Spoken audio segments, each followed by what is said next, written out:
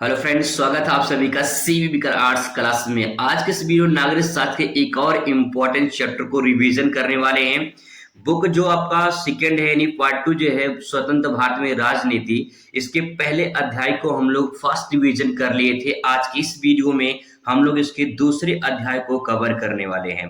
तो चलिए दूसरे अध्याय पे आ जाते हैं। विथ मैपिंग के अनुसार मैंने अच्छे से कवर किया था। अगर आप उस वीडियो को नहीं देखे हैं तो एक बार जरूर वीडियो को देख लें। ट्रिक के माध्यम से मैंने आसान शब्दों में समझाने की दोस्तों कोशिश किया है। चलिए शुरुआत करते हैं। आज के इस वीडियो में दूसरे अध्याय पर कवर करते हैं। तो चैप्टर का नाम है एक दल के प्रभुत्व का दौर। ठीक है, आइए इसके बारे में बात करते हैं। महत्वपूर्ण बिंदु सबसे पहले, क्योंकि महत्वपूर्ण जो बिंदु होते हैं ये आपके बहुविकल्पीय, अति लघुत्तरीय और डेट का मानचित्र के प्रश्न यहाँ से कवर हो जाते हैं। तो पहला प्रश्न आपके सामने है, भारत में प्रथम आम चुनाव कब हुआ था? तो भारत में प्रथम आम चुनाव जो हुआ था ये 1952 में हुआ था। 1952 में 1952 1952 ध्यान रखेंगे।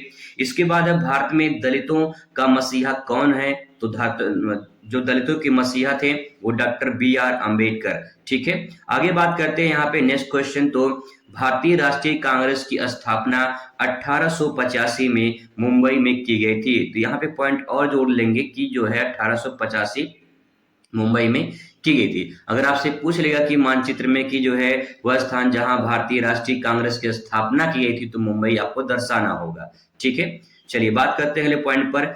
भारत का संविधान कब बनकर तैयार हुआ था? तो आप सभी को पता होगा 26 नवंबर 1949 को बनकर तैयार हुआ था। 26 जनवरी 1950 को लागू हुआ था। ठीक है, क्वेश्चन बात करते हैं अगला पॉइंट।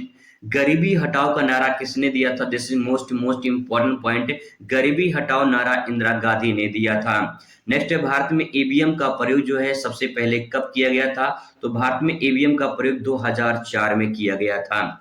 भारत में जो ईवीएम का प्रयोग है यानी इलेक्ट्रॉनिक वोटिंग मशीन का प्रयोग जो है 2004 में किया गया था। वही थोड़ा सा इसके बारे में एक बात और यहाँ पे समझ लेते हैं। जो ईवीएम है इसको बोलते हैं इलेक्ट्रॉनिक वोटिंग मशीन की पहली बार प्रयोग 1982 में केरल के आम चुनाव में किया गया था। ये पॉइंट ध्यान रखेंगे, नोट करके मैंने लिखवा दिया है। तो ध्यान रखने वाली बात ये है कि यहाँ पे जो 2004 में प्रयोग किया गया है ये ईवीएम का पूरे भारत में प्रयोग किया जाने लगा। और यहाँ पे सबसे पहले शुरुआत 1982 में केरल से शुरू हुई थी। वहां से चुनाव से केरल से शुरुआत हुआ था। ठीक है, आइए बात करते हैं अगले प्रश्न पर। तो अगला पॉइंट यहाँ पे है, विपक्षी पार्टियों का उद्भव कब से हुआ, कैसे हुआ, इसके बारे में समझते हैं। तो सबसे पहले समाजवादी दल। समाजवादी दल की अगर बात करें तो 1934 में आचार्य नरेंद्र देव और फिर इसके बाद जो है डॉक्टर राम मनोहर लोहिया और जयप्रकाश नारायण ने समाजवादी दल की स्थापना की थी। तो यहाँ से क्वेश्चन पूछ लेगा कि भैया समाजवादी दल की स्थापना किसने की थी? तो आप ध्यान रखेंगे आपका यहाँ पे नाम हो जाएगा आचार्य नरेंद्र देव, डॉक्टर राम मनोहर लोहिया, जयप्रकाश नारायण ने समाजवादी दल की स्थापना की थी। ठीक है, चलिए बात करते हैं यहाँ पे नोट पॉइंट ध्यान रखेंगे। नोट पॉइंट इंपॉर्टेंट होता है। कांग्रेस सोशलिस्ट पार्टी के संस्थापक आचार्य नरेंद्र देव थे। कांग्रेस सोशलिस्ट पार्टी जो थी उसकी संस्थापक जो है आचार्य नरेंद्र देव थे। वहीं बात करें कम्युनिस्ट पार्टी ऑफ इंडिया के जो है संस्थापक के बारे में या कम्युनिस्ट पार्टी ऑफ इंडिया के बारे में बात करें तो कम्युनिस्ट पार्टी ऑफ इंडिया की स्थापना 1925 में हुई थी। रूस की कम्युनिस्ट क्रांति ने भारत के कुछ युवा नेताओं को प्रभावित किया जिससे इस पार्टी की स्थापना हुई थी। इस पार्टी की स्थापना जो हुई थी, और ध्यान रखिएगा, एम.एन. राव ने किया था। ठीक है, एम.एन. राय ने किया था। आगे वही बात करते हैं भारतीय जनसंघ की। तो भारतीय जनसंघ में देख लीजिए दो पॉइंट। भारतीय जनसंघ की स्थापना 1951 में की गई थी। डॉक्टर श्यामा प्रसाद मुखर्जी के नेतृत्व में किया गया था। भारतीय जनसंघ में एक देश और एक राष्ट्र, एक संस्कृति, एक कानून शासन का नारा दिया गया था। ध्यान रखेंगे भारतीय जनसंघ जो है डॉक्टर श्यामा प्रसाद मुखर्जी के द्वारा ये किया गया था और इसमें एक देश, एक राष्ट्र, एक संस्कृति और एक कानून का शासन पे नारा दिया गया था। तो ये भी पॉइंट ध्यान में रखेंगे। अब बात करते हैं, यहाँ पे क्वेश्चन है, आपसे अंतर पूछ लेगा कि समाजवादी दल या कम्युनिस्ट पार्टी के बीच अंतर बताइए। तो समाजवादी दल और कम्युनिस्ट पार्टी के बीच अंतर आइए देखते हैं। दोनों को डिवाइड कर लीजिए और फिर इस प्रकार से लिखेंगे। समाजवादी दल पूर्ण रूप से राज्य द्वारा नियंत्रित अर्थव्यवस्था नहीं थी। वहीं बात करें कम्युनिस्ट पार्टी, तो कम्युनिस्ट पार्टी पूर्ण रूप से राज्य द्वारा नियंत्रित अर्थव्यवस्था थी। मतलब एक तरफ समाजवादी जो दल थी, ये राज्य द्वारा नियंत्रित नहीं थी, पहला पॉइंट। दूसरा है जो कम्युनिस्ट पार्टी है, ये राज्य द्वारा नियंत्रित अर्थव्यवस्था थी। ठीक है, अंतर इतना है। नेक्स्ट है समाजवादी पूंजीपतियों और पूंजी के समाज का विरोधी नहीं मानते हैं। कम्युनिस्ट पार्टी पूंजीपतियों और पूंजी के समाज विरोधी मानती है। ठीक है, इसमें पूंजीपतियों का विरोध किया गया है, इसमें पूंजीपतियों का विरोध नहीं किया गया है, ये अंतर देखने को आपको मिलेगा। ठीक है, तीसरे अंतर की बात करें तो समाजवादी दल संविधान और लोकतंत्र को लागू करना चाहते हैं, लेकिन कम्युनिस्ट पार्टी की बात करें तो ये हिंसात्मक तरीके की विश्वास नहीं करते हैं। यानी ये जो है हिंसात्मक जो तरीका होता है आंदोलन में, उस प्रकार से वो विश्वास नहीं करते हैं। तो कुछ पॉइंट हैं जो आप इसे समझ सकते हैं। ठीक है, चलिए आगे बात करते हैं चैप्टर नंबर नेक्स्ट की, क्योंकि जो चैप्टर आपका है राजनीति विज्ञान में वो उतना है, और अगर आप उतना तैयार कर लेते हैं तब भी एक काम हो जाएगा। लेसन नंबर 3 बहुत ही मोस्ट इंपॉर्टेंट है। ठीक है, बात करते हैं लेसन नंबर 3 महत्वपूर्ण बिंदु पे। तो भारत में योजना आयोग की स्थापना कब की गई थी? तो योजना आयोग की स्थापना 1950 में की गई थी। नोट पॉइंट इंपॉर्टेंट होता है, नोट पॉइंट पे नजर डालेंगे। तो 1 जनवरी 2015 को योजना आयोग को नीति आयोग बना दिया गया था। तो 1 जनवरी 2015 को नीति आयोग बना दिया गया था। आपसे सवाल पूछ सकता है कि योजना आयोग को नीति आयोग कब बनाया गया था? तो जवाब होगा 1 जनवरी 2015 को। वहीं बात करें नीति आयोग की, तो नीति आयोग का नीति का पूरा नाम होता है national institution for transforming India, Hindi में कहते हैं राष्ट्रीय भारत परिवर्तन संस्थान। ठीक है, ये इसका पूरा नाम हो जाएगा। आइए बात करते हैं अगले प्रश्न पर। विकास के केरल मॉडल के 2 बिंदुओं को लिखिए। इंपॉर्टेंट प्रश्न है, विकास का केरल मॉडल बताया गया है। आइए बात करते हैं केरल मॉडल में क्या है, ऐसा क्या खास बात है केरल में जिसको विकास को मॉडल नाम दिया गया है? तो पहला है शिक्षा का प्रसार, जागरूकता होनी चाहिए। आप जानते हैं भारत में सबसे ज्यादा साक्षरता दर वाला राज्य कौन सा है? तो आपका जवाब होगा कि सबसे ज्यादा साक्षरता वाला दर राज्य केरल है। ऐसा है राज्य के लोगों के स्वास्थ्य में सुधार, यहाँ पे स्वास्थ्य सुविधा अच्छी होती है, यहाँ पे शिक्षा अच्छी है, यहाँ पे सारी सुविधाएं आपको देखने को मिलेगी। मानव विकास वहाँ दर अच्छा है। ठीक है, ये सारे विकास मॉडल को अपनाया गया है और इसी के आधार पे अन्य राज्यों को विकास करने की बात कही जा रही है। प्रश्न अगला आपके सामने है, भारत में नियोजन के किन्हीं 2 उद्देश्यों को उल्लेख कीजिए। तो नियोजन का मतलब होता है प्लानिंग बना के काम करना। ठीक है, पहला है किसी भी कार्य को योजनाबद्ध तरीके से करना, भविष्य में संबंध में पूर्वानुमान लगाना। कहने का मतलब दोस्तों ये है कि भारत में जो नियोजन का तरीका अपनाया जा रहा है उससे एक ये है कि जैसे परिवार नियोजन का नाम आपने सुना होगा। तो परिवार नियोजन में ये होता है कि किसी प्रकार से जनसंख्या को कम किया जाए, यानी हम दो हमारे दो या हम दो हमारे एक, ऐसा सिद्धांत होना चाहिए। एक प्लानिंग होनी चाहिए, है ना। ऐसा नहीं कि हम दो हमारे 10 हो जाएं, तो ये गलत तरीका हो जाएगा। तो हाँ, प्लानिंग के अनुसार काम करना पड़ेगा। अगर आपको बोर्ड परीक्षा में अच्छे नंबर लाने हैं तो आपको प्लानिंग बनाना पड़ेगा और प्लानिंग के अनुसार काम करना पड़ेगा। अगर आप प्लानिंग के अनुसार काम करेंगे तो आपको दिक्कत नहीं होगी, आप अच्छे नंबर से पास हो जाएंगे। भविष्य के सामने पूर्वानुमान लगाना, आपका भविष्य में रिजल्ट कैसा आएगा इसका एक अनुमान लगा सकते हैं, और अनुमान तब लगेगा जब आप जैसा तैयारी कर रहे होंगे। आपकी तैयारी अच्छी रहेगी तो आपके अंदर से कॉन्फिडेंस आएगा कि भाई मेरी तैयारी हो गई है और बस इस बार जो है 90 प्लस आने वाला है। लेकिन अगर तैयारी नहीं रहेगी, एग्जाम हॉल में बैठ जाएंगे तब भी कहेंगे यार कोई तैयारी नहीं है, तो समस्या हो जाएगी। इसका मतलब ये है कि आपको थोड़ा सा भी पढ़ने की जरूरत है। चलिए बात करते हैं अगले पॉइंट पर। भारत के आर्थिक विकास में पंचवर्षीय योजनाओं की भूमिका का परीक्षण कीजिए। भारत के आर्थिक विकास में जो पंचवर्षीय योजना चलाई गई थी, पंचवर्षीय योजना का मतलब 5 वर्ष के लिए योजना चलाई गई थी। एक प्लानिंग बनाया गया 5 वर्ष के लिए कि इस 5 वर्ष में हमें कुछ काम करना है और उस 5 वर्ष में क्या क्या काम किए गए वो समझना है। सबसे पहले यहाँ पे आपसे कुछ पूछ सकता है कि पहली पंचवर्षीय योजना शुरुआत कब हुई थी, दूसरी तीसरी कब हुई थी, चौथी पांचवी कब हुई थी, यहाँ तक पूछ सकता है। तो देखिए सबसे पहला पॉइंट ये है कि 1951 से स्टार्ट होता है और 5 वर्ष के लिए चलता है, तो 1956 तक हो जाएगा। यानी जो पहली पंचवर्षीय योजना है 1951 से 1956 तक चली, और फिर दूसरी जो चली थी वो चली थी आपकी 56 से 61 तक, 5 वर्ष का अंतर है। फिर इसके बाद तीसरी चली 66 से 61 तक चली थी। ठीक है, यहाँ पे तो कंटिन्यू दिखाई देगा, लेकिन इसके बाद यहाँ पे चौथे में गैप देखने को मिलेगा। यहाँ पे 66 में खत्म हुआ था तो 66 में फिर से शुरू होना चाहिए था, लेकिन यहाँ पे 69 में शुरू होता है, क्योंकि 66 में 1962 में चाइना के साथ युद्ध हुआ था। भारत और चाइना का युद्ध हुआ था 1962 में, और 1965 और 66 में सूखा भारत में पड़ गया था। इसके कारण कोई योजना नहीं आ पाई थी, तो ये 3 साल का गैप हो गया था यहाँ पे। तो इसीलिए जो है 69 से 74 चौथी पंचवर्षीय योजना चली थी। इसके बाद 5वीं पंचवर्षीय योजना 1974 से 1979 तक चली, ये लगातार है। फिर 6वीं चली 80 से 85 तक। ध्यान रखिएगा यहाँ पे भी 1 साल का गैप हो गया था। ठीक है, चलिए इसके बाद तो आपका जो लास्ट पॉइंट है वो आपसे पूछ लेगा कि 14वीं जो पंचवर्षीय योजना है वो 22 से 27 तक है, लेकिन यहाँ पे 13वीं पंचवर्षीय योजना जो है वो 17 से 22 तक, इसको ध्यान रखेंगे। ठीक है, चलिए बात करते हैं पहली पंचवर्षीय योजना के बारे में, थोड़ा सा यहाँ पे देख लेते हैं। तो पहली पंचवर्षीय जो योजना है, क्योंकि मैंने आपको तीन चार बताया है, और पहला दूसरा तीसरा इसमें से तीनों में से कोई एक पूछता है, चौथा भी पूछ सकता है क्योंकि चौथा में गैपिंग है। ठीक है, ध्यान रखेंगे उसको। पहला पंचवर्षीय योजना दोस्तों यहाँ पे 51 से 56 तक चला था। प्रथम पंचवर्षीय योजना में कृषि को प्राथमिकता दी गई थी। ये प्रश्न आपसे पूछा जा सकता है कि पहली पंचवर्षीय योजना में किस पर जोर दिया गया था। तो पहली पंचवर्षीय योजना में कृषि पर जोर दिया गया था। जब देश आजाद हुआ तो देश आजाद होने के बाद गरीबी बहुत ज्यादा थी भारत में, तो इसलिए कृषि पर जोर दिया गया, क्योंकि भारत के पास उतने संसाधन नहीं थे कि वो नई नई टेक्नोलॉजी लाकर और कुछ विकसित विकास कर सके। इसीलिए कृषि एक मात्र जरिया था देश को विकास करने में। तो यहाँ पे प्लानिंग बना गई भाई कृषि पर ज्यादा जोर दिया जाए और ज्यादा से ज्यादा कृषि किया जाए, ताकि जो है भारत की जो गरीबी है, बेरोजगारी है, वो दूर हो सके।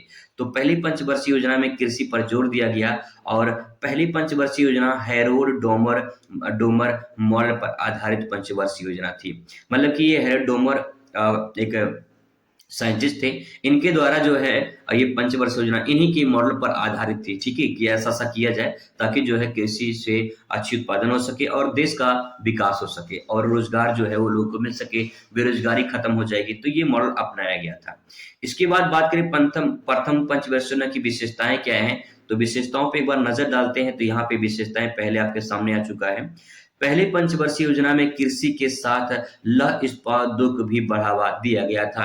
यानी कृषि के साथ साथ में जो लौह इस्पात उद्योग है उनको भी बढ़ावा दिया गया था। इस योजना में भाखड़ा नांगल परियोजना के लिए अधिक मात्रा में पूंजी व्यय किया गया था। भाखड़ा जो नामक परियोजना है जो कि सतलज नदी पर बनाया गया है, और ये हिमाचल प्रदेश में बनाया गया है। आपने नाम सुना होगा भाखड़ा नांगल परियोजना की।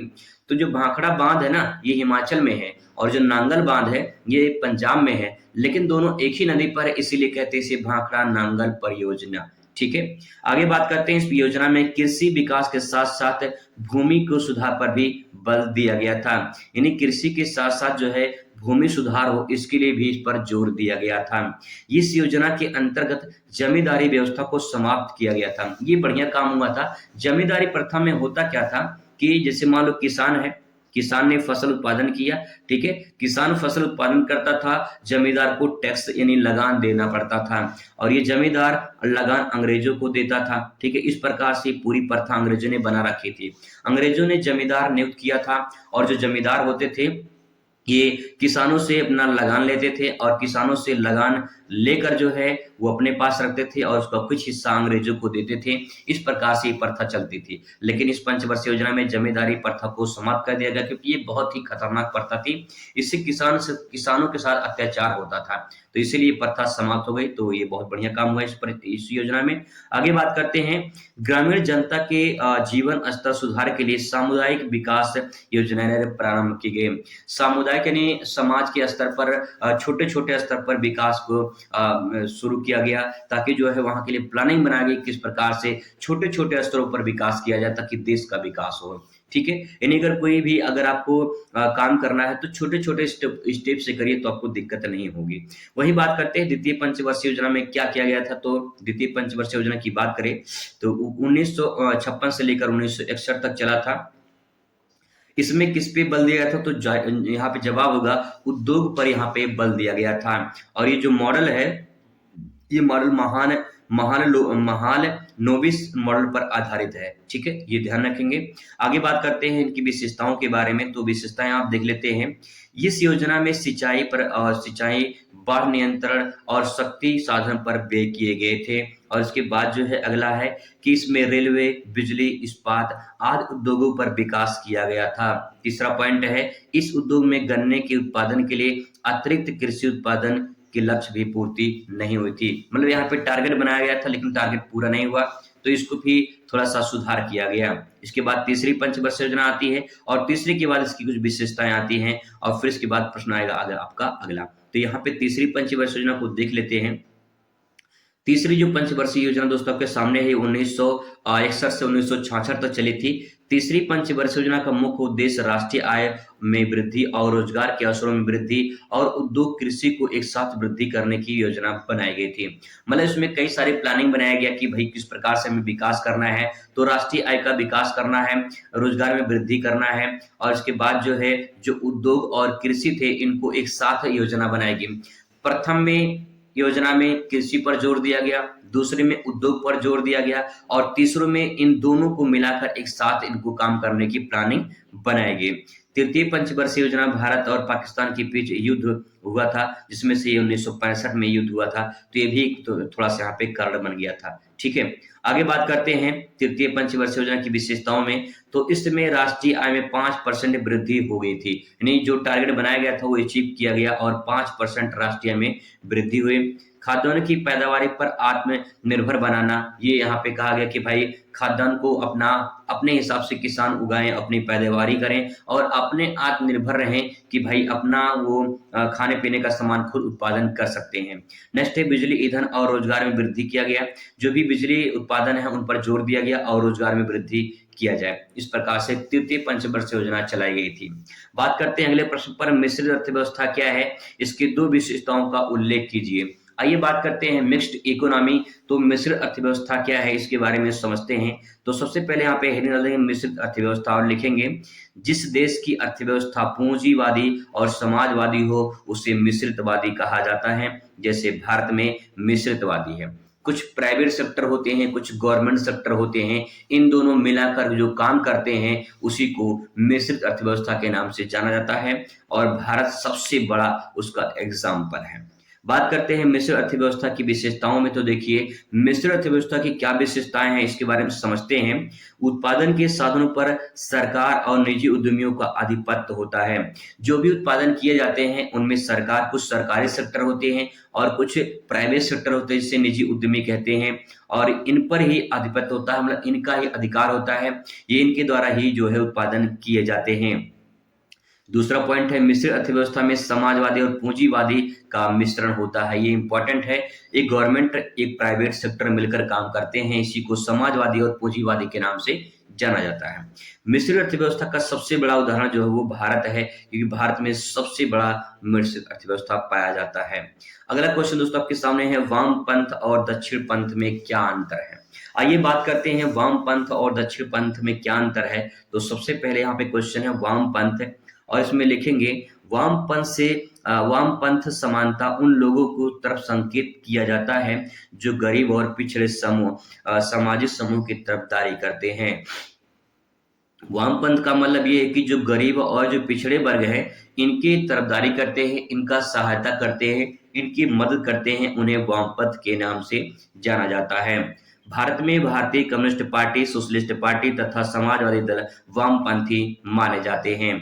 तो देखिए सिंपल सी बात यह है कि जो जनता के बारे में सोचे, जो जनता के गरीबी के बारे में सोचे, जो जनता के रोजगार के बारे में सोचे, जो पिछड़े वर्गों के बारे में सोचे, जो समाज के बारे में सोचे, उसे वामपंथ के नाम से जाना जाता है। और इसमें कुछ पार्टी का नाम दिया गया जैसे भारतीय communist party, socialist party, Samajwadi दल पार्टी, ये सब वामपंथी के नाम से जाने जाते हैं। वहीं बात करते हैं दक्षिणपंथी। तो दक्षिणपंथी देख लेते हैं यहाँ पे। दक्षिणपंथी जो विचारधारा है ये पूंजीवाद, व्यक्तित्व, वैश्वीकरण आदि को मानते हैं। इन दक्षिणपंथी प्राइवेट सेक्टर को मानते कि भाई सब कुछ प्राइवेट हो जाए तब सब कुछ सही हो जाएगा।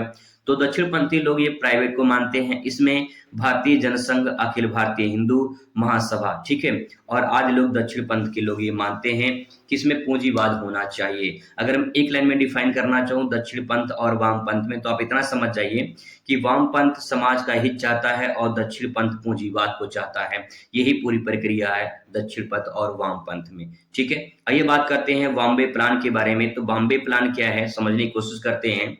1949 में भारत के उद्योगपतियों का एक समूह दक्षिण देश में नियंत्रित अर्थव्यवस्था चलाने का संयुक्त प्रस्ताव तैयार किया था, जिसे बॉम्बे प्लान के नाम से जाना जाता है। बॉम्बे प्लान का मतलब ये कि 1949 में 1949 में जो है उद्योगपति यानी भारत के जो बड़े बड़े उद्योगपति थे, उन्होंने एक गुट बनाया, एक समूह बनाया और एक नियोजित अर्थव्यवस्था बनाने के लिए एक संयुक्त प्रस्ताव तैयार किया और उसी को बॉम्बे प्लान के नाम से जाना जाता है, क्योंकि बॉम्बे में किया गया था। क्वेश्चन आपके सामने अगला है यहाँ पे, नीति आयोग की संरचना एवं उद्देश्य तथा कार्य लिखिए। नीति आयोग क्या है, इसके उद्देश्य का कारण का वर्णन कीजिए, अथवा पूछ सकता है योजना आयोग के मुख्य कार्यों का एवं विशेषताओं का वर्णन कीजिए। तो मैंने आपको अभी बताया कि योजना आयोग को नीति आयोग के नाम से जाना जाता है और उसी नीति आयोग को जो है यहाँ पे आपको समझना है। तो सबसे पहले यहाँ पे नीति आयोग के बारे में लिखेंगे। इस योजना का स्थापना 1 जनवरी 2015 को किया गया था। नीति आयोग को परिवर्तित करें, यानी योजना जो आयोग है 1 जनवरी 2015 को नीति आयोग में परिवर्तित कर दिया गया था। इसका जो अध्यक्ष होता है वो प्रधानमंत्री होता है। प्रधानमंत्री जो है वो नीति आयोग के अध्यक्ष होते हैं। नीति आयोग केंद्र सरकार की नीतियों के निर्माण में महत्वपूर्ण भूमिका निभाती है। यह संस्था राज्य सरकार के साथ मिलकर काम भी करती है। तो यहाँ पे जो योजना आयोग है यानी नीति आयोग की अगर बात करें तो ये केंद्र सरकार की योजना है, मतलब नीति है, और उसके द्वारा जो है काम किए जाते हैं और राज्य सरकार के साथ मिलकर भी ये नीति आयोग काम करता है।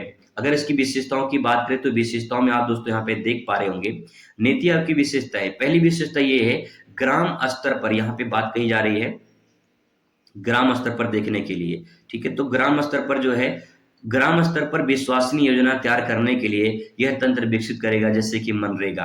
देखिए मनरेगा जो है पूरे भारत में लागू है और आप जानते हैं कि ग्राम स्तर पर ये योजना शुरू की गई थी। तो एक जो नीति आयोग है ये मनरेगा इस प्रकार से काम करता है कि गांव-गांव को रोजगार मिलता है, ठीक है। आगे है हमारे समाज के उन वर्गों को ध्यान नीति देगा जो आर्थिक लाभ से वंचित हैं। हमारे समाज में ऐसे बहुत सारे लोग हैं जो जो लाभ मिलते हैं, सरकारी नीति जो सरकारी जो लाभ मिलते हैं उससे वंचित रहते हैं। उसके लिए जो ये नीति आगे आकर काम करेगा, उस पर ध्यान देगा, ठीक है। वो बात अलग है कि कोई ध्यान नहीं देता है। राष्ट्रीय विकास का एजेंडा तैयार करना और उसके उद्देश्य की पूर्ति के लिए आवश्यक कदम उठाना। राष्ट्रीय विकास कैसे हो इसके लिए एक एजेंडा तैयार किया जाएगा। एजेंडा का मतलब है कि ये प्लानिंग बनाई जाएगी, एक ऐसा खाका तैयार किया जाएगा जिसके आधार पर देश का विकास किया जा सके, ठीक है। आगे पॉइंट है अत्याधुनिक कला संसाधन केंद्र बनाना और जिससे अनुसंधान खोज करना और लोगों की जानकारी पहुंचाने की नीति मदद करेगा। ऐसे अलग अलग जगह पे रिसर्च सेंटर बनाए जाएंगे जहां पे रिसर्च होगा और वहां पे शोध किया जाएगा और फिर उसके बाद जो है रिसर्च शोध करके समाज को जो है वो लाभ पहुंचाया जाएगा। ये नीति कहता है, ये नीति अपनाई गई है, ठीक है। आगे बात करते हैं यहाँ पे नीति आयोग के द्वारा राष्ट्रीय अंतर्राष्ट्रीय शैक्षिक और अनुसंधान संसाधनों के बीच भागीदारी के लिए प्रोत्साहन प्राप्त करना। यानी ये नीति आयोग है इसका मतलब ये है कि राष्ट्रीय अंतर्राष्ट्रीय शैक्षिक, अपने देश का कोई बच्चा कोई विदेश में पढ़ना चाहता है तो उसके लिए जो है ऐसी नीति अपनाई जाएगी ताकि जो है कोई विदेश में जाके अपना शिक्षा ग्रहण कर सकता है, ठीक है। तो ये प्रकार से योजना है, आप इसे देख लीजिए, ठीक है। इसके बाद तो क्वेश्चन आता है आपका अगला और इसको भी क्वेश्चन देख लेते हैं। इसके बाद अगले एक चैप्टर पे हम लोग बात करेंगे अगली वीडियो में। क्वेश्चन है नियोजन से आप क्या समझते हैं या उसका उद्देश्य बताइए। तो देखिए नियोजन क्या होता है, प्लानिंग क्या होती है, ये हमें समझना है। अगर प्लानिंग की बात करें तो किसी भी कार्य को व्यवस्थित ढंग से करना, उद्देश्यों की प्राप्ति करना नियोजन कहलाता है। अगर मैं एग्जाम्पल से समझाऊं तो बस आप इतना समझ जाइए कि जिस बोर्ड परीक्षा की आप तैयारी कर रहे हैं, अगर आप उसे प्लानिंग के अनुसार काम करेंगे, योजना बनाकर काम करेंगे तो आप अपने उद्देश्य को प्राप्त जरूर करेंगे। और जब आप अपने उद्देश्य को प्राप्त कर लेंगे तो उसी प्रक्रिया को हम प्लानिंग कहते हैं, योजना बनाकर योजना कहते हैं। यानी कहने का मतलब ये है कि आप कोई टारगेट बनाया उसे अचीव ना कर पाए तो उसे हम योजना नहीं कहेंगे। आप प्लानिंग बनाइए और उसे पूरा कर लें तो वो प्लानिंग कहलाता है, ठीक है। चलिए इसकी विशेषता की बात करें तो विशेषता दोस्तों समझने की कोशिश करेंगे। नियोजित द्वारा किया गया कार्य सतत विकास में सहायक होता है। यानी जो हमारा प्लानिंग होता है, जो प्लानिंग हम करते हैं, प्लानिंग बनाकर काम किया जाए तो कंटिन्यूटी विकास होता है, यानी सतत विकास होता है वो। ठीक है, ये बात कहा गया इसमें। दूसरा पॉइंट है यहाँ पे, उत्पादित वस्तुओं की जांच पड़ताल हो जाती है। यानी जो भी वस्तु उत्पादन होती है, अगर प्लानिंग के अनुसार किया जाए तो उसकी अच्छी खासी जांच हो जाएगी, पता चल जाए कि वस्तु खराब है, सही है, कैसा है, उसकी क्वालिटी पता चल जाएगी। तो कहने का मतलब है कि प्लानिंग के अनुसार काम करना बहुत जरूरी होता है। नियोजन किसी देश की अर्थव्यवस्था को मजबूत बनाता है। यानी कोई भी देश या कोई भी संस्था या कोई भी क्षेत्र के लोग अगर अपना प्लानिंग बना के काम करते हैं तो उनको फायदा जरूर मिलता है, उनको उससे जो है आगे आने वाले दिनों में भी फायदा मिलता है। ठीक है, लास्ट क्वेश्चन आपके सामने यहाँ पे है, श्वेत क्रांति के जनक और श्वेत क्रांति के जनक किसे कहा जाता है, या फिर मिल्क मैन ऑफ इंडिया किसे कहा जाता है। तो वर्गीज कुरियन को मिल्क मैन ऑफ इंडिया के नाम से जाना जाता है। ध्यान रखेंगे, दुग्ध उत्पादन को ऑपरेशन फ्लड के नाम से भी जाना जाता है, और जो दुग्ध उत्पादन ऑपरेशन फ्लड है इसी को श्वेत क्रांति के नाम से जाना जाता है, और इसी श्वेत क्रांति के जनक वर्गीज कुरियन है, ये ध्यान रखेंगे। इसके बाद तो आपका कोई चैप्टर रहेगा चौथा, इसको हम लोग कवर करेंगे अगली वीडियो में, बहुत ही मोस्ट इंपॉर्टेंट चैप्टर रहेगा। आई होप आपको समझ में आया होगा। अगर कोई दिक्कत परेशानी हुआ होगा तो दोस्तों एक बार कमेंट करके जरूर बताइएगा, ताकि मैं और कुछ सुधार कर सकूं और आपको अच्छे से प्रेजेंट कर पाऊं। चलिए मुलाकात करके अगली वीडियो में, तब तक खुश रहिए, मस्त रहिए और जिंदगी में स्वस्थ रहिए। धन्यवाद।